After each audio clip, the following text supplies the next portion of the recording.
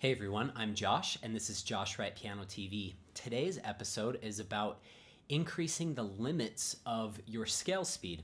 If you look at my YouTube channel, scale speed seems to be a hot topic, so I'm always searching for new ways to increase your scale speed because it has so many practical applications throughout your studies.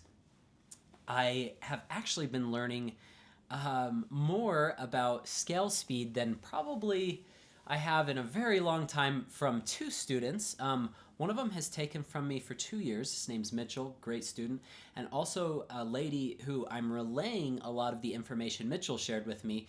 Her name is Marilyn, so this video is dedicated to you guys, two of my Skype students who I love very much, who I am so proud of all of their progress. So Mitchell right now is around 132 to 144 with his D flat major scale. So we've really been focusing on an element of learning scales and developing a scale speed with one scale. I think that's very wise. D flat major is the one he chose, very friendly scale. You could do G flat major or B major. I think those are probably three of the friendliest scales to work on speed. And then we're also working on learning, well, he's actually learned all the scales, but we're working some of the toughest ones like F sharp minor. We're just getting that one up to 100 right now. So he's working on different things, and I'm doing the same thing with Marilyn. We're going around the circle of fifths and doing relative majors and minors. There was something really interesting in the lesson the other day. Mitchell was playing one of his scales, or the D flat major scale at 144. I'll go ahead and play that.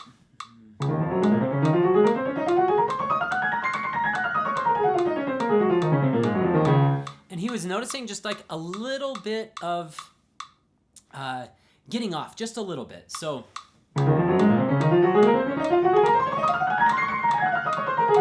and so he said, okay, let me bump this down to 132, which you would think would go a lot better. And so he went,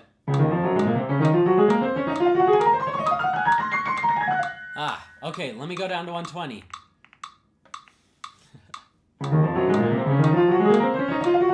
Same thing happens, and I'm just watching him kind of disintegrate right before me, and I'm like, I know this guy can do his scales perfectly at 120, and usually pretty perfectly at 132. What is going on? And we made a discovery, and I did the same thing with Marilyn, I guess it was yesterday in her lesson. We talked about this. Sometimes what can happen is if you incrementally go down to shore things up, to get them solid again, your brain is only adjusting by a small degree. And so if you just diminish the speed a little bit, those problems might still stay in there because the scale doesn't feel that different.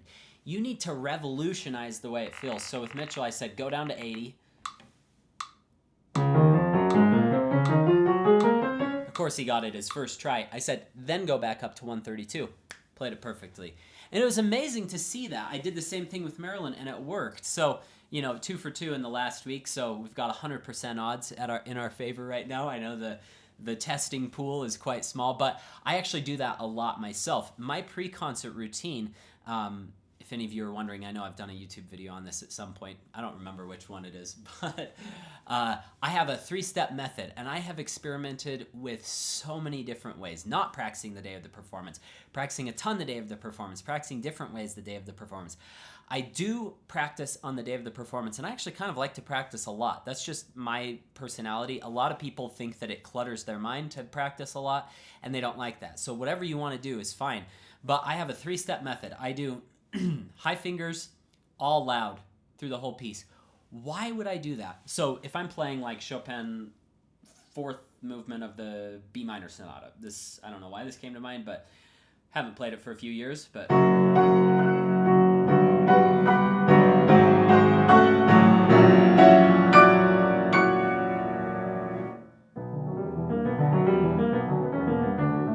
if that's my tempo, I would go. The reason I do that is because it feels like I'm resetting my technique. I'm getting a nice deep feel on every single one of those notes, and that has a lot of virtuosity.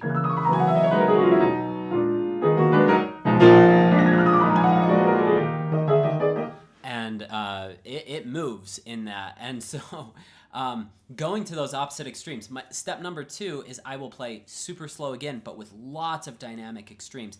Finally, the third way is just to perform it, and I might do that 2 or 3 times, just depending on how it feels. So I might do it once if it feels pretty good. If it's not feeling great, I might do it 2 or 3 times.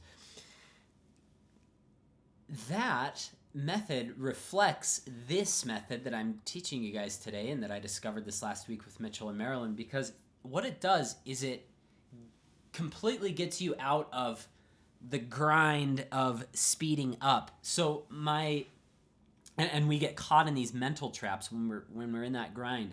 So what I'd like each of you to try, if you're struggling with scale speed, and this doesn't have to be, just practicing your scales. It could be with an etude. It could be with a very virtuosic part of whatever piece you're playing, is push to that limit. So let's say the limit's 144. Push to that limit. If things are kind of falling apart, go back to 80. And then maybe go up to 132, then go back to 80, then go to 138, back to 80. You're always returning to a safe point.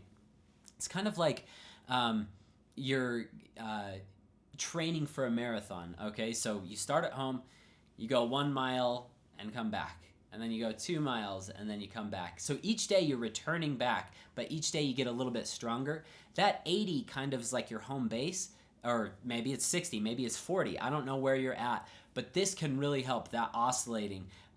There's so many health benefits of taking hot baths or ice baths. These extremes of temperature can be seen in nature as well, and they certainly help with your piano studies. So I would recommend those extremes of tempo to help you increase your limits and feel more secure at your limits.